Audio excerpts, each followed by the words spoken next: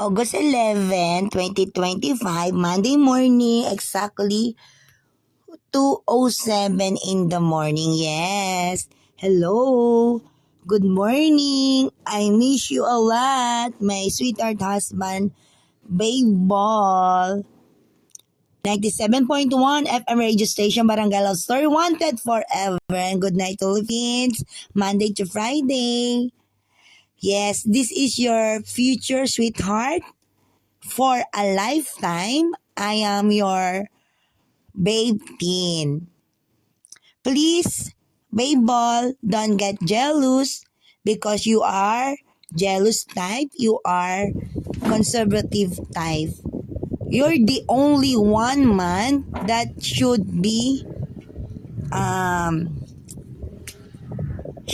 my daddy of our baby, to be future wedding coming sooner.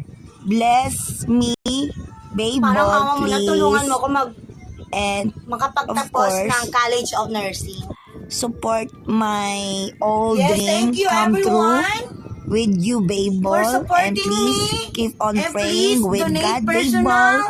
Please for me, for my College bless of me Nursing always graduation. Thank you. to pray my family health conditions and their 97.1 lifetime became FM very, radio very station. long time, Barangay Love Story, healthy wanted and forever. strong, Babe Ball, and keep mahal talaga kita. on strong faith in Hindi God, ako magkatulog. especially with you, Babe Ball, Kakaisip sa'yo. especially with me as your wife for a lifetime. And you have to pray and to bless our wedding Babe coming Ball, mahal sooner. talaga kita. And no matter what happened, nobody else will destroy Babe our Ball, dream to have a sorry. complete family. Breadwinner ako, hindi Babe pa ako Ball, handa Babe magpabuntis. Teen, and our Pero daughter, dahil mahal graduate kita, of computer ikaw at ako engineering. ay Please iisa. support Handa us ako to have magpaanak sa'yo. working together. We are three.